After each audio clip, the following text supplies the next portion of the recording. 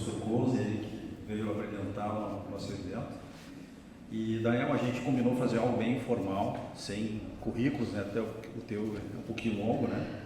Então eu poderia te apresentar dizendo que tu és um dos 3 latino-americanos que participou lá da reescrita do Manual da ONU, que um dos teus livros ganhou o Prêmio Jabuti, que tu é um dos fundadores do Fórum Latino-Americano de Justiça Restaurativa, mas não vou dizer nada disso. Vou dizer que tem um amigo que às vezes me põe em algumas boas, a última foi em Lisboa, se continuar assim tá bom, né? É verdade. E a gente troca figurinha de vez em quando, né? Às vezes, agora mesmo a gente conversava de um caso que tu trocasse uma ideia, foi pro tribunal, né? E quero te dizer que nós estamos investindo muito lá no Sejusc na mediação penal. Tivemos um caso exitoso esses dias, ficamos muito felizes. E muito das conversas, dos ensinamentos, enfim, que a gente acaba trazendo a partir das tuas caminhadas aí. Então, seja bem-vindo. E para falar desse assunto que para nós ainda é meio nebuloso, né? Tivemos um caso bem importante lá no Sejusc, que é muitas vítimas. Tivemos advogados, assistentes de acusação e tudo. E o papel ainda, nas sessões, ainda causa alguma incompreensão. O advogado é participante, ele é como na mediação, que ele vai ali assessorar a parte. Então, contamos aí com o teu conhecimento e experiência para falar. Obrigado. Muito obrigado, Fábio. Prazer enorme estar aqui com vocês. Eu não estaria em Porto Alegre hoje, mas quando o Fábio me convidou, eu fiz questão de vir. Não só para estar aqui com vocês e poder ouvir, né, o que vocês teriam a dizer, mas também para prestigiar todo o trabalho que vocês desenvolvem no tribunal, nas júris, enfim. Então, muito obrigado e meus cumprimentos por todo o trabalho que vocês desenvolvem. É uma grande alegria estar aqui, encontrar muitas pessoas, ouvir um relato tão precioso como o do Leoberto. É uma pena que tu não fez detalhadamente até 2025. Quando tu falou que não ia fazer, eu fiquei... Eu acho que teria público e bem interessado. Então foi muito legal te ouvir sobre todas essas nuances. Ontem eu ouvi o Egberto falando sobre mais ou menos as coisas, muita coisa coincidiu, né? Porque não tinha como ser diferente. E hoje te ouvi. Então foram 2 falas que mostram muito do que foi o início, né? As dificuldades, os obstáculos. Uma alegria também encontrar a desembargadora Vanderlei, quem eu tenho acompanhado de perto o trabalho desenvolvido no tribunal. Meu amigo, colega Conzen, colega de mestrado, uma alegria. E alguns outros amigos e ex-alunos, né? Uma alegria estar aqui com vocês. O tema que me foi proposto, Fábio, é muito simples, na verdade, né? O advogado não tem que atrapalhar. Muito obrigado. Era isso. Não. Eu estou brincando. Mas é verdade, né? Também não é um tema muito fácil, porque é uma caminhada que está se construindo, né? E isso tem ficado muito claro a partir do momento em que eu passei a ter contato com a JR em 2005, quando eu estava fazendo mestrado, junto com o Conze. Então, em 2004, eu não estava lá, Leoberto, mas aquele livro do IAJ é uma preciosidade. Até hoje as pessoas perguntam quem tem aquele volume, e eu tenho um volume daquele. E naquela época, quando a gente começou a estudar e debater isso, lá na PUC, né, Conze, tinha pouquíssima coisa escrita a respeito. Era uma batalha para encontrar material. Os livros aqueles do Ministério da Justiça foram essenciais para uma melhor compreensão, para ver o que também vinha de fora, né, sobre o tema. A partir, eu acho que 2007, o trabalho do Conzen foi publicado naquela época, né? O do Leonardo Sica veio junto, e aí começou uma série de trabalhos, e eu falo no lado acadêmico, né? Uma série de trabalhos acadêmicos vindo a ser publicados com autores e autoras nacionais. Mas eu devo confessar que E naquela época eu também já comecei a advogar, então eu nunca imaginei que esse tema ia, digamos, entrar no meu escritório da forma como está entrando, né? Nunca me procuraram, disseram assim, eu preciso de ti para um círculo restaurativo. Não, isso nunca aconteceu. Isso aconteceu, na verdade, uma vez, porque uma antropóloga me procurou, porque ela não queria judicializar o caso. Mas é uma antropóloga. Ela disse, eu não gosto dessas coisas de tribunal, eu vi o teu currículo e eu quero encaminhar contigo a coisa. Nossa, é muito excepcional, né? A gente acabou ficando mais próximos para discutir a tese que ela estava fazendo. Então, uma situação tão atípica que eu não considero algo, né, relevante assim, em termos de experiência.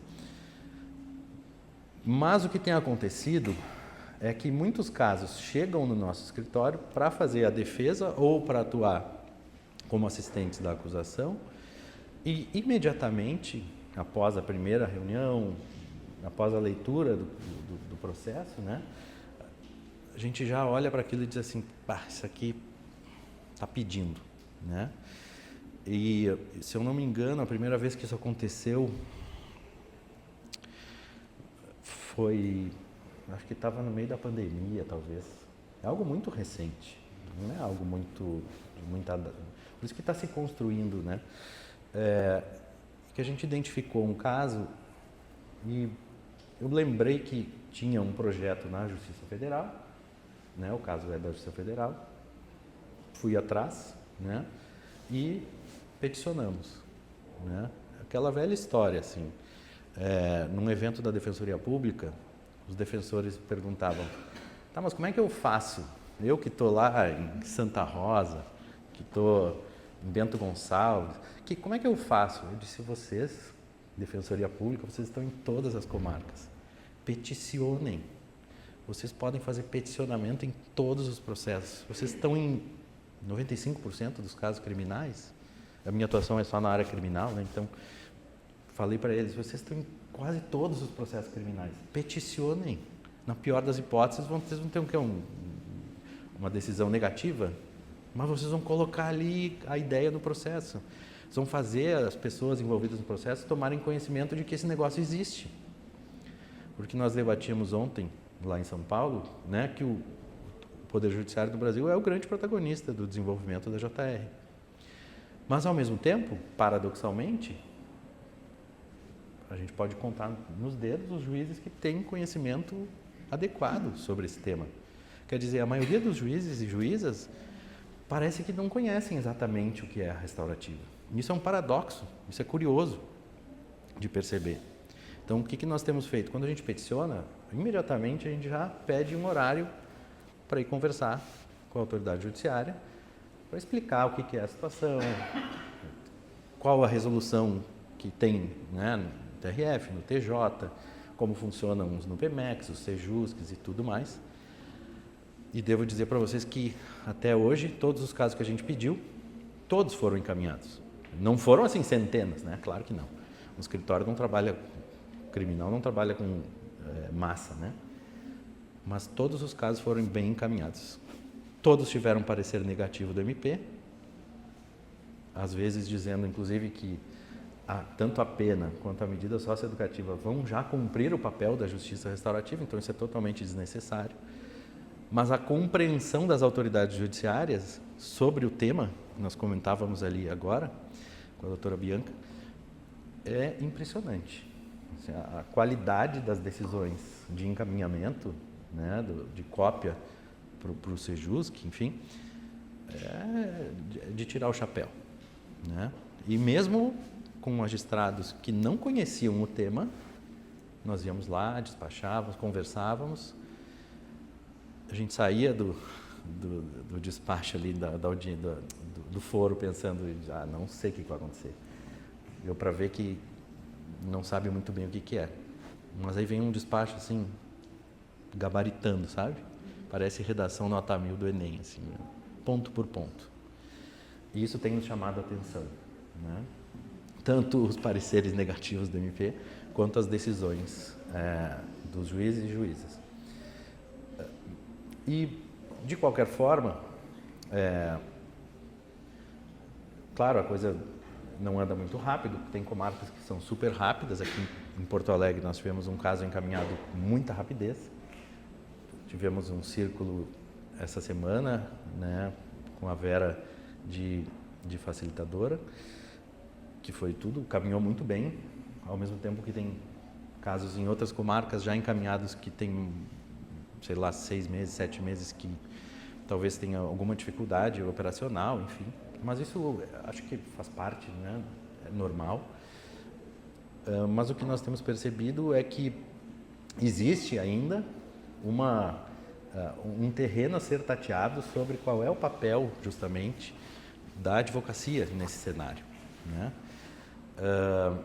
Me lembro que em 2007 eu fui para um evento em Uruguaiana, na companhia de um grande advogado, daqueles advogados clássicos, né, criminalistas do estado. E no trajeto, que não era curto, né, a gente conversava e eu já sabia o que ele ia falar, enfim. E ele me perguntou lá pelas tantas, porque em 2007 eu estava recém, né, começando. O que tu vai falar, Daniel? Eu disse, vou falar sobre justiça restaurativa. E ele, o que é esse negócio? Me explica. Aí eu expliquei, e vai. Lá pelas tantas ele me olhou e disse assim, eu não teria nenhum interesse em encaminhar isso para um cliente meu. Eu disse, por quê? Ele disse, ele vai ter algum benefício? Se ele não tem benefício, não tenho como encaminhar. Eu fiquei com aquele troço na cabeça. Eu disse, tá, tudo bem, né? É a cabeça de um advogado. Tudo bem. E o tempo foi passando, né? E a OAB de Minas Gerais, um dia, conversando com o pessoal de lá, eles me pediram para fazer uma espécie de workshop sobre advocacia e JR, né? Na verdade, era sobre justiça restaurativa, que eles queriam que os advogados locais tivessem alguma ideia melhor sobre isso. Eu disse, não, vamos fazer o seguinte, vamos fazer um esforço aqui para tentar entender melhor, assim, o papel, já que foi a OAB que está chamando, vamos colocar o papel do advogado nesse cenário. Era não lembro se em Uberaba, talvez. E dali que a gente começou a refletir com um grupo de pessoas que estavam também no judiciário lá aplicando e pensando sobre o papel da advocacia, enfim. E aí os processos começaram a surgir na nossa prática profissional e algumas coisas a gente está começando a entender um pouco melhor. Que é possível que daqui a alguns anos a perspectiva seja diferente, mas hoje o que a gente está percebendo é que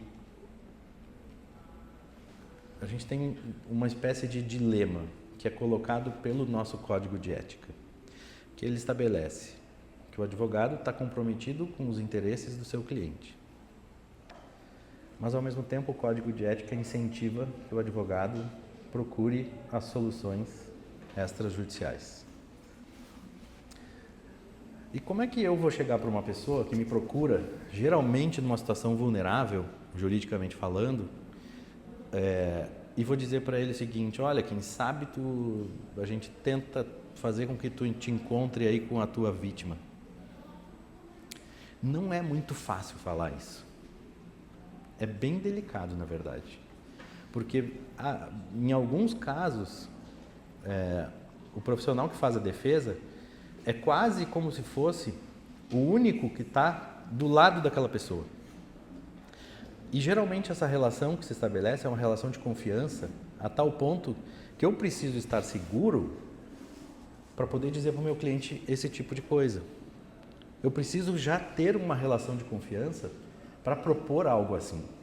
Então, eu não posso, no primeiro encontro com o cliente, numa primeira reunião, dizer para ele, quem sabe a gente caminha o teu caso para restaurativo. O sujeito vai olhar para mim e vai dizer, eu não preciso de um advogado assim. Eu preciso de uma pessoa que vai lutar por mim. Porque sou eu que depois posso acabar indo para a cadeia. Então, a advocacia ela tem alguns limites, digamos, operacionais e eu diria até éticos, na hora de fazer o encaminhamento. Esse encaminhamento ele tem que ser muito bem pensado, ponderado. A gente tem que abordar esse tema depois de ter construído uma relação de confiança e essa confiança ela não surge no primeiro encontro. É muito raro isso acontecer. Isso surge com o processo. O processo, eu digo, com o passar do tempo, né? O processo de atender uma pessoa, né? Vai se conversando, vai se construindo a relação a tal ponto que a pessoa te dá abertura. E daí lá no segundo, no terceiro, no quarto, na quarta reunião, o cliente começa a falar assim, pois é, uma pena, né, que eu nunca pude dizer. Eu disse, tá aí a oportunidade.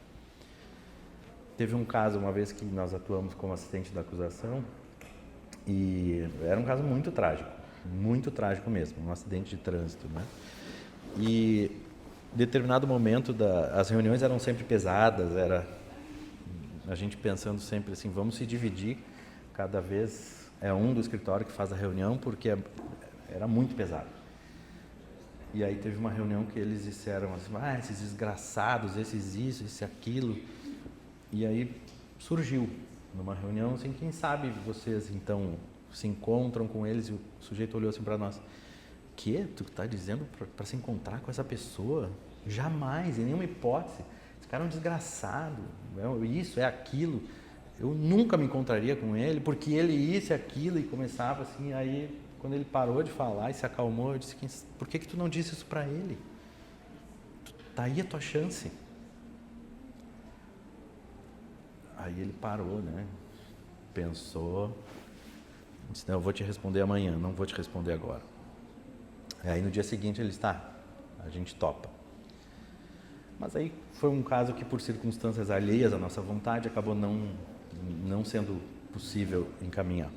De qualquer forma, é muito importante a gente pensar, por exemplo, quais são os limites éticos da advocacia, né? Por exemplo, quando tive um caso que a gente encaminhou para a restaurativa na Justiça Federal e no pré-encontro, encontramos lá as facilitadoras, elas perguntaram para o meu cliente, né, se ele desejava que eu acompanhasse os encontros. E ele disse, não quero fazer só com vocês. E eu disse, filho da mãe, né? Não quer que eu esteja junto, e eu ali querendo participar, né, para poder ver como é que ia funcionar e tudo mais, porque nós temos que nos preocupar com os interesses do cliente. Eu disse, bom, se ele não quer, é do jogo, vamos lá, ele vai sozinho, até porque é maior de idade, né, toma suas decisões, e a coisa foi muito bem, se encaminhou, foi feito o acordo, ele cumpriu, né, enfim. Por outro lado, em outra circunstância, antes de irmos para o pré-encontro, né, para o pré-círculo, eu comentei com ele, olha, tu pode ir sozinho, né, o convite é para ti e para os teus familiares. Eu não fui convidado, mas eu vou te acompanhar até lá. E se tu quiseres, eu fico junto. Ele disse, não, eu quero. Aí o pai e a mãe disseram, não, a gente quer que tu esteja junto. Tá bom, a gente foi, acompanhou também, tá indo tudo bem. Mas ao mesmo tempo, a gente fica ali meio com uma cara de paisagem, porque o meu papel ali é justamente não atrapalhar, né? Quando chega o momento de a gente se manifestar, né, falar alguma coisa, porque a gente está ali, não tem como ficar olhando para as paredes, a gente sempre prefere sair, digamos, de uma maneira mais tranquila, no sentido de dizer, eu estou plenamente satisfeito porque estou vendo que está sendo bom para o meu cliente. Não vou eu ficar falando sobre o que eu penso que está sendo bom para ele, porque eu tenho receio de acabar interferindo na dinâmica de como a coisa vai acontecer. Mas o fato é que quando a gente acompanha esses clientes que pedem para nós estarmos juntos, apesar de haver uma relação profissional com esse cliente, isso só tem acontecido conosco quando a relação de confiança está muito consolidada. Então, eu não estou ali para trazer uma perspectiva pessoal sobre o caso dele, porque eu não estou ali para fazer a defesa dele. Ali não é o momento dele. Ali ele mesmo vai fazer a sua fala, né? Não sou eu que tenho que falar por ele. Então a gente está ali, pelo menos eu me sinto assim, quase como que dando um apoio para aquele sujeito, né? E para a família dele. Mas é um apoio muito mais, talvez, moral do que qualquer outra coisa. Porque eu não me sinto à vontade para fazer comentários, né, sobre aquela situação. E isso, de alguma forma, muitas vezes, o cliente, quando está falando sobre a situação, né, o ofensor, no caso, a gente fica pensando, putz, por que ele não me falou isso antes? Isso poderia ter sido útil para a defesa dele, né? Essa informação não chegou até mim. Então, claro que a gente sai do encontro, conversa, pelo menos um bom gosto musical, né? A gente sai do encontro, ou do pré-encontro, do pré-círculo, e, tia, aquilo que tu falou, como é que é aquilo? Me conta melhor essa história. Tu vê, de alguma forma, auxilia no trabalho que a gente tem que fazer no processo, que são coisas totalmente distintas, até porque não tem defesa no procedimento restaurativo, né? Isso não existe. O que existe é esse profissional que a Constituição estabelece, né? Que é essencial ao funcionamento da justiça, vai participar em alguns encontros, em outros não vai participar, mas quando a gente tem um caso que é encaminhado e o sujeito, né, o cliente diz, eu não quero que tu participe, eu acho que a gente tem que entender que esse é o nosso limite. Ele vai participar sozinho, se ele desejar, e a gente vai acompanhar se ele desejar e as circunstâncias forem, digamos, favoráveis para que isso aconteça, né?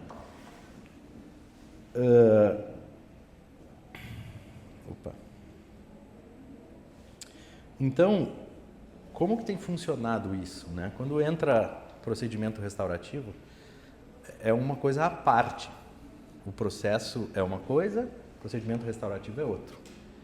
E qual a pergunta que geralmente aparece em primeiro lugar quando a gente fala sobre isso na OAB como é que tu estabelece honorários para isso, né? E é justo que exista essa pergunta, né?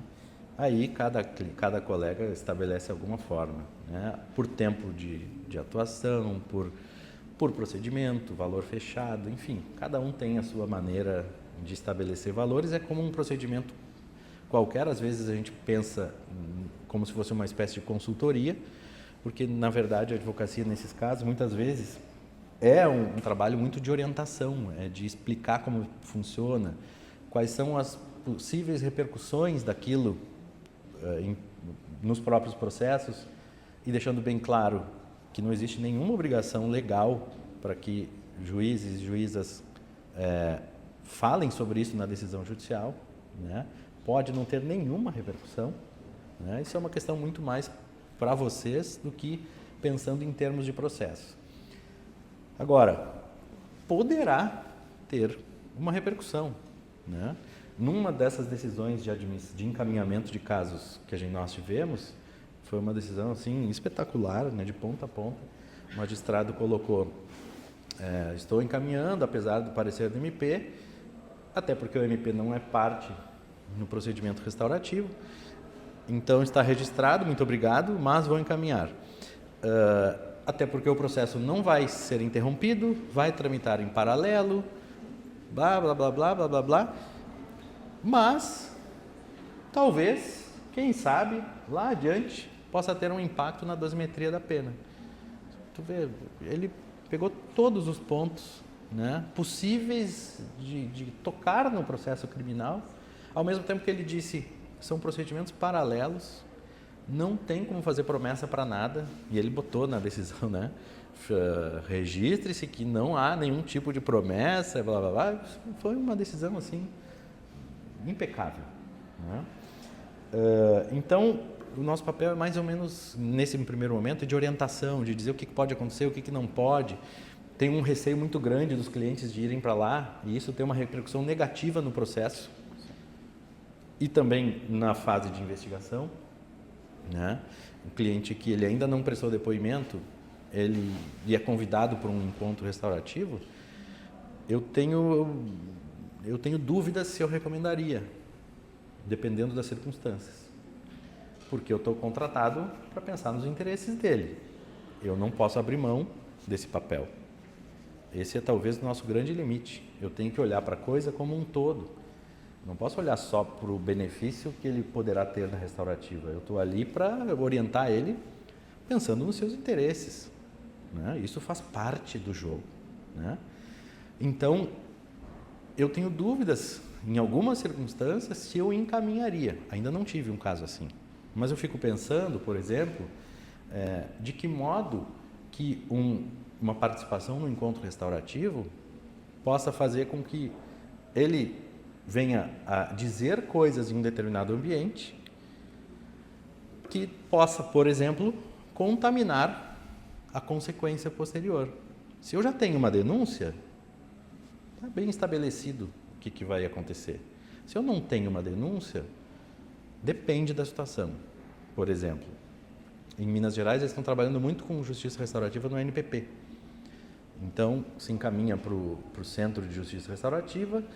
Se o acordo for feito no âmbito restaurativo, o procurador lá faz o encaminhamento e homologa como uma das condições do NPP e segue adiante. Mas se ainda há uma investigação e ele é chamado para participar do encontro restaurativo, eu realmente não tenho uma resposta. Porque, de novo, eu preciso pensar sempre o que é melhor para aquela pessoa naquelas circunstâncias. Talvez o melhor seja encaminhar para resolver o caso de uma outra forma. Talvez o melhor seja não encaminhar e deixar as coisas andarem naturalmente. Então, isso talvez daqui a alguns anos a gente tenha algum tipo de resposta, né? Por enquanto, nesse momento eu ainda não tenho condições de dizer.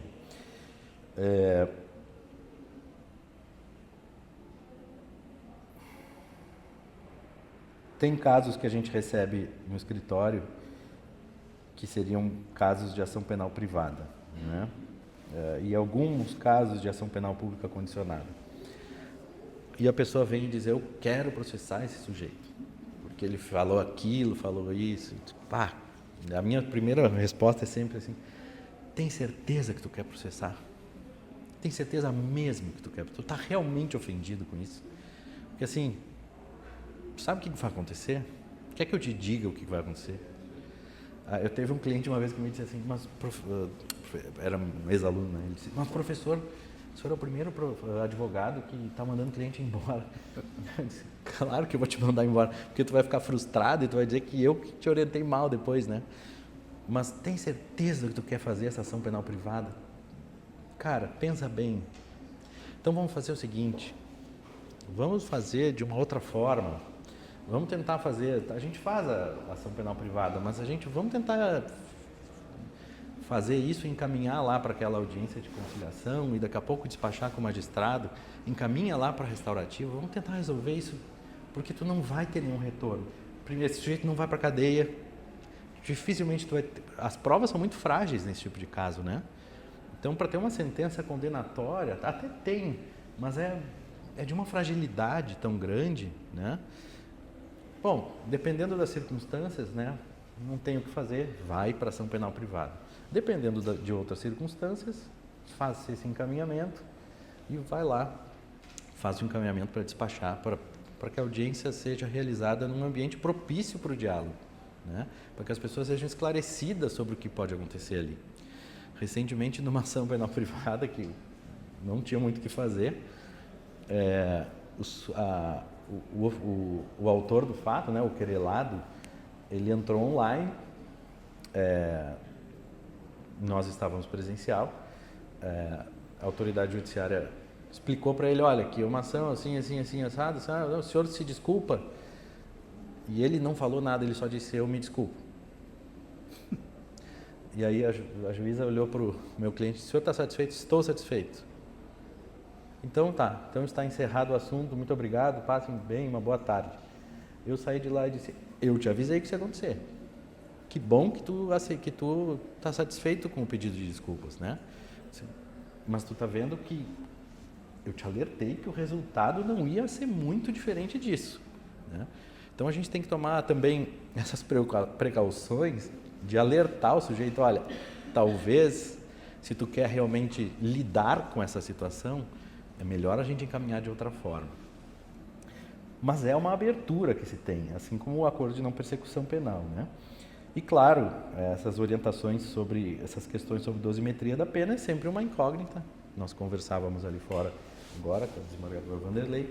Temos um caso, esse da Justiça Federal, que deu acordo, teve sentença, e na sentença não foi reduzida, não foi aplicada a atenuante genérica do 66, por conta do acordo restaurativo, em razão da súmula 231 do STJ, porque a pena já estava no mínimo. Muito bem. Nós fizemos a apelação, porque tinha questões para discutir na dosimetria mesmo, a pena foi reduzida, e ao abordar esse tema, né, nós mencionamos, estamos cientes da súmula 231, mas em razão da participação desse sujeito, que é o que pediu para eu não estar junto, né? E o relato que ele e a mãe me trouxeram depois é um relato assim, eles são eternamente gratos por terem participado, porque era uma situação difícil, enfim, né, familiar, e eles me agradeceram muito. Diz ele que foi, né, essencial para ele tocar a vida dele. Eu digo diz ele porque foi só por mensagem, não falei pessoalmente com ele. Mensagem a gente sempre tem que ler de uma maneira diferente. Mas quando eles me dizem isso e nós levamos a discussão para o processo, e sabendo da limitação da súmula 231, eu não estou pedindo para ignorar a súmula ou para superar a súmula e reduzir a pena aquém do mínimo. O que eu estou pedindo é para que haja uma declaração judicial de que aquele procedimento foi considerado relevante naquele julgado. Porque imaginem o precedente que nós teríamos, né? Se formaria uma jurisprudência sobre isso, reconhecendo a participação na justiça restaurativa como uma circunstância relevante nos termos do artigo 66 do Código Penal, né? E infelizmente a decisão final foi que não havia interesse de agir, então não ia ser analisado aquele pedido, né? Apesar de eu particularmente não ter ficado satisfeito com esse resultado, porque o meu cliente, o intuito não era reduzir a pena, era ter um reconhecimento público, né, na decisão judicial de que o que ele fez foi uma coisa relevante, o que ele obteve, né, a participação foi uma coisa relevante. Mesmo com resolução dos tribunais e tudo, acabou se encaminhando dessa forma. E quando a gente acompanha, né, como advogado, a gente conversa com o cliente, aí como é que está sendo, como é que estão os encontros, tá tudo indo bem, quantos encontros já foram, quem participou, como é que tem sido as conversas. E claro, até agora as experiências foram muito boas, os relatos foram todos muito bons, então a gente não tem muito com que se preocupar. Obviamente que a gente, quando o cliente fala que está para finalizar o acordo, ele sempre pede para a gente analisar e dar o nosso aval. E o nosso papel ali também é colaborar, e aí eu vejo como uma colaboração, porque eu conheço a formação, né, da maioria das pessoas e sei que há uma preocupação com a proporcionalidade dos acordos, que é uma coisa, né, básica. Então, essa análise é feita mais a pedido do cliente do que por uma preocupação minha, né? Nós temos, obviamente, um compromisso com o sigilo, não só por conta da confidencialidade dos encontros, mas porque o nosso Código de Ética também obriga, né? E aí é uma obrigação mesmo, ética. E, obviamente, a gente acompanha o cumprimento do acordo.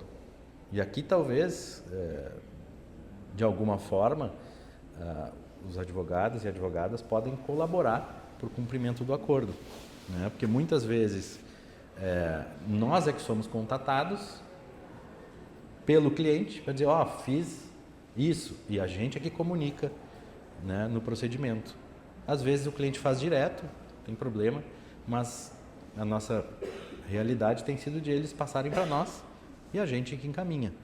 E quando a gente sente falta, está lá no nosso agendamento, né? A gente faz contato. E aí, tá tudo bem? Tá aqui, ó, esqueci de te mandar. Então, tem esse papel também de acompanhar o cumprimento, né?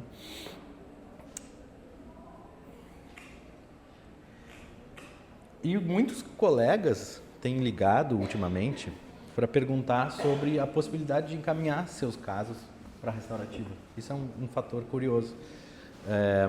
Muitos colegas aqui do Sul e de outros estados também estão perguntando, olha só, estou com um caso assim, assim, assado, será que dá para encaminhar? E via de regra dá para encaminhar. Disse, tá, mas o que eu faço?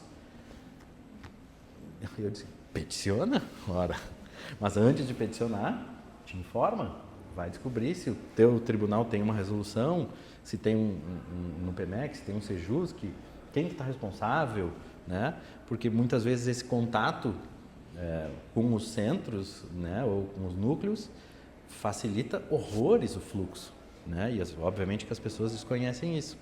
Então, já me ligaram para falar de casos de trânsito, de casos de abuso sexual, de casos de pornografia infantil na internet, de casos, até um caso de estupro de vulnerável. Um colega já me ligou para perguntar se daria para fazer os encaminhamentos, né? A maioria dos casos dá. Assim, pelo relato deles, não vejo grandes empecilhos né, a priori, digamos assim. Mas um ou outro que diz, cara, pensa bem, não estou conseguindo ver benefícios para as pessoas, avalia, né? E aí muitas vezes a gente tem que alertar. Eu sei que tu está preocupado com o teu cliente, mas tu tem que pensar bem se vale a pena mesmo encaminhar, porque eu não estou vendo benefício para as pessoas nesse caso, né? Porque ao mesmo tempo que a gente tem que pensar no interesse do cliente, eu, pelo menos, quando vejo uma situação para ser encaminhada, eu não consigo me desplugar, não consigo desligar a chavezinha da questão da discussão sobre uma possível revitimização. Como advogado, eu não posso ter essa barreira, né? Mas, ao mesmo tempo, e é por isso mesmo que esse tema entra no meu pensamento, porque se eu faço o encaminhamento do caso e o caso tem um potencial de não dar certo, também por conta da revitimização, não é que vai ser ruim para o meu cliente, porque a gente sabe que o encaminhamento, ou melhor, a não instauração de um procedimento restaurativo não pode impactar negativamente para o réu. Mas eu sei que, naquele caso, a revitimização pode não só impedir o caso de seguir adiante, como também trazer consequências negativas para o meu cliente. Porque são casos, como eu disse antes, que a gente não encaminha qualquer caso. São casos muito particulares, que as circunstâncias são favoráveis, né? Então a gente já concluiu que, ao mesmo tempo que pode ter um benefício para ele, vai ser bom para aquela pessoa, né? Às vezes tem pessoas que chegam lá que a gente pensa, nossa senhora, o que está acontecendo aqui nesse caso, né? E é engraçado, eu estava comentando ali fora, né? Como os meus colegas de escritório ficam contaminados com isso, né? Porque às vezes eles fazem reunião, saem da reunião, e eu pergunto, e aí, como é que foi? Ele disse, isso é caso de restaurativa, não é de justiça criminal.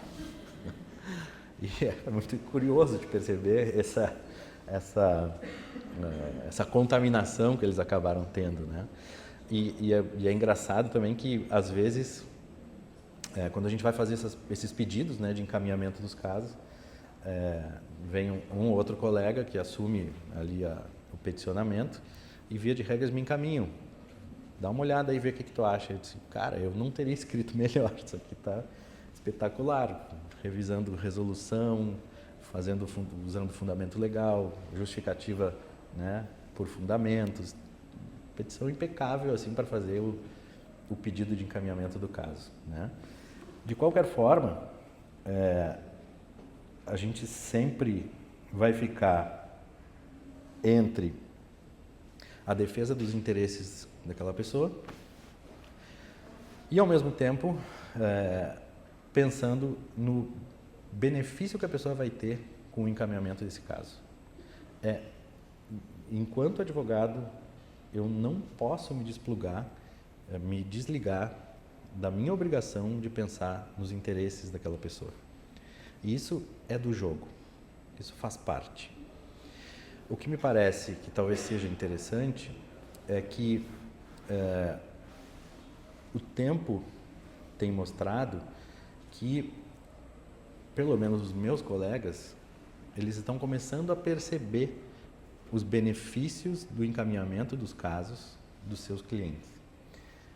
E muitas vezes eu vejo eles preocupados mais com o interesse, não o interesse jurídico, mas o interesse pessoal de ajudar aquela pessoa a passar por aquele momento conturbado, né? O que antes eu via na literatura, que dizia que as pessoas passavam pelos encontros e tinham, digamos, relatos de satisfação muito elevados, né? Isso está nas pesquisas, as pesquisas mostram isso. É mais ou menos isso que eu tenho acompanhado nesse tipo de situação, né? Pessoas que às vezes não têm nenhum benefício direto por terem participado, nenhum benefício jurídico, né, por ter participado, mas ao mesmo tempo me relatam, né, que para eles aquilo ali foi uma virada de chave, né? E é muito interessante também de perceber a diferença em relação a pessoas, a diferença do término dos processos, né? Pessoas que encerram o processo criminal e pessoas que encerram o procedimento restaurativo. O processo criminal, muitas vezes a gente ouve o relato de vítimas dizendo, ele foi condenado, né? Ele vai ficar cumprindo essa pena, ele vai ter o registro, às vezes não vai para a cadeia, às vezes vai. E o relato delas é dizendo, pois é, mas isso aí não é nada perto do que eu passei. E por outro lado, o que esses clientes, que são poucos, né? Como eu falei, é uma coisa que está aumentando, mas a gente ainda está caminhando num ritmo regular, assim, devagar. O relato que elas me passam é outro, dizendo, olha, para mim isso aqui foi fundamental, eu consegui perceber coisas que eu não estava percebendo, eu consegui falar sobre o que estava me afligindo, né? Então a impressão que dá é que enquanto aquelas pessoas do processo criminal elas parecem paradas no tempo do fato, né? O procedimento restaurativo parece que gira a ampulheta, né? Faz o tempo andar, né? É a sensação que eu fico quando comparo os dois procedimentos, né? E o término dos procedimentos, né? Aquela discussão antiga que na restaurativa, antiga não, de fundamento, né? Quais são as características da restaurativa, quem é que fala, quem é que não fala, como o Leoberto falou antes, quando o poder se dissolve entre aquelas pessoas e elas que, a partir do empoderamento, elas tomam conta do negócio. No final dos procedimentos é incrível como isso fica muito claro, né? Na experiência da advocacia. A gente vê pessoas presas no passado e a gente vê pessoas que obviamente ainda guardam alguma coisa daquele passado, mas que processam aquilo e seguem o ritmo da sua vida. É claro que restaurativa não é terapia, né? Isso é muito importante. Eu acho que os psicólogos e psicólogas sabem melhor do que eu isso, né? São coisas bem diferentes. Mas a sensação que se tem é que o efeito da restaurativa, né, uma espécie de efeito terapêutico, né, é praticamente inegável. E como complemento, também, já que vem de uma experiência de advocacia, recentemente nós concluímos uma consultoria em um colégio particular da cidade por conta de uma série de circunstâncias que aconteceram nesse colégio, né? Eles nos contrataram para fazer uma revisão das normas internas, dos procedimentos, blá, blá, blá. E quando nós terminamos recentemente a consultoria, foi uma reunião muito legal assim, de fazer, né? com a direção e com as professoras. A gente entregou o relatório, estava tudo nos trinks, assim, não tinha quase nada para mexer, a gente fez uma outra sugestão e tal. E a gente comentou e foi relatando assim, né, o que nós vimos, o que nós percebemos, o que pode mudar, o que tem que ser mantido. E aí, em determinado momento, o diretor olhou para nós e disse: olha só, Daniel, acho que não te preocupa em ficar relatando, porque o mais importante que vocês fizeram da consultoria foi o processo. O processo de vocês virem aqui e se reunirem conosco em um ambiente muito seguro, muito tranquilo. Ninguém estava com medo de ser demitido pelo que ia falar, essas coisas que às vezes aparecem nas empresas, né? E foi o processo que fez com que, ao longo da consultoria, que durou quase um ano, já nos permitiu ir fazendo pequenas mudanças e melhorando o ambiente de trabalho, né? E aí ele comentou, porque eu participei de todas as reuniões, né, dessa consultoria, e aí ele comentou assim, e nos chamou muita atenção que tu veio em todas as reuniões e tu ouvia todo mundo e tal, e eu disse, pá, cara, tem alguma coisa aí que só pode ser desse negócio, né?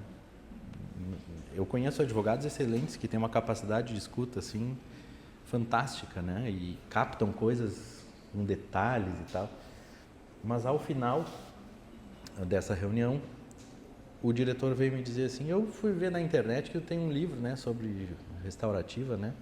Ele disse: pois então, Daniel, acho que tem alguma coisa aí dessas nossas inúmeras reuniões que nos ajudaram a entender o que estava acontecendo no colégio, o que podia melhorar, né? Então, como isso também vem da experiência prática, né? Vejam que, de alguma forma, não tinha nada a ver, o objetivo não era esse, né? De fazer encontros para falar sobre conflitos, etc. Mas o que surgiu desses encontros foi tão rico, né, que ao final o que eles estavam enaltecendo na consultoria foram justamente as dinâmicas que aconteceram nos encontros, né? Então me parece que é mais uma possibilidade de atuação profissional, né, de montar esse tipo de trabalho que a gente só percebeu ao final, né? No começo não estava claro para mim, mas ao final ficou muito claro de perceber. E vejam que nada a ver com judicialização, né, ao mesmo tempo. Então, eu diria que o papel da advocacia na JR ainda está em construção, a gente ainda precisa de tempo para entender melhor qual é exatamente o papel, o que se deve fazer, o que se deve evitar, sempre pensando que o papel do advogado é pensar nos interesses do cliente. Mas quando fica muito claro que ele tem um interesse em lidar com aquele caso de uma maneira diferente, o encaminhamento do caso me parece salutar. E, pelo menos, a experiência que nós estamos tendo. E toda vez, como eu volto a falar, né, mesmo que um cenário não se mostre muito favorável, no sentido de termos um êxito no encaminhamento, no sentido de que a gente olha a comarca não tem um Sejusc, né? Mas a gente faz a petição, vai lá conversar com a autoridade judiciária, diz, aqui do lado tem. E isso tem funcionado também. E aí a cópia do processo vai para o Sejusc mais próximo. Nem sei se isso está previsto, mas é assim que tem funcionado. E tem funcionado muito bem. Então, eu espero ter conseguido trazer algumas, na verdade eu tenho mais dúvidas do que apontamentos mais assertivos sobre o papel da advocacia na JR, porque isso é algo que realmente está em construção. Esses dias me perguntaram, tá, mas um escritório pode oferecer o serviço de justiça restaurativa? Eu disse, boa pergunta. Eu disse, olha, não tem nada que proíba, né? Até onde eu sei, não tem nada que proíba. Agora, se vai ser bom, se vai ter um bom retorno, aí eu já não sei. Tu vai ter que ver como que tu vai conduzir essa questão, mas não vejo proibição, né? Então, eu espero ter trazido algumas contribuições. Eu tenho a impressão de que vocês teriam mais a contribuir sobre esse tema do que eu, porque vocês é que vivenciam no dia a dia essas experiências com e sem advogados, mas o que eu queria trazer aqui é um pouco dessa experiência que eu tenho tido e tem sido muito interessante, porque é algo que quando eu comecei a estudar esse tema lá em 2005, eu nunca imaginei que ia cruzar a porta do meu escritório. Eu imaginei que ia ser sempre um tema de pesquisa, de investigação, mas eu jamais imaginei que teria realmente casos sendo encaminhados ali dentro para o nosso acompanhamento. Então, pessoal, eu lamento muito não poder ficar à tarde. A programação está espetacular. Eu gostaria muito de ficar, mas eu tenho um outro compromisso no interior. Mas eu não posso deixar de agradecer mais uma vez, Fábio. Sempre uma honra estar aqui com vocês, aprendendo com a experiência de vocês todos. Muito obrigado.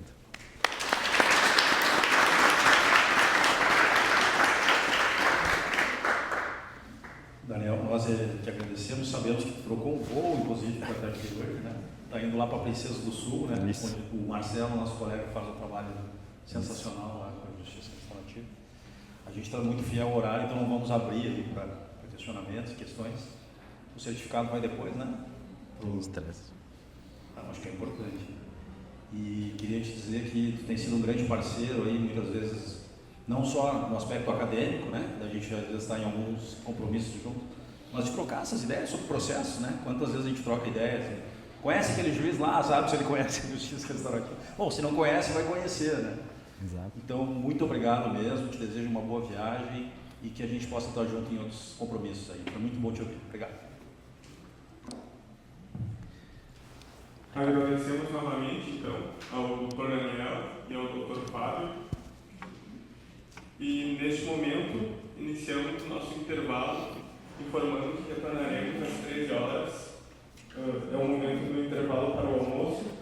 Indicamos os restaurantes próximos, na rua mesmo, para facilitar.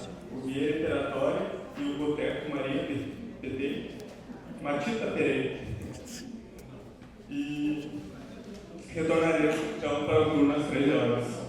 Obrigado. Muito bem.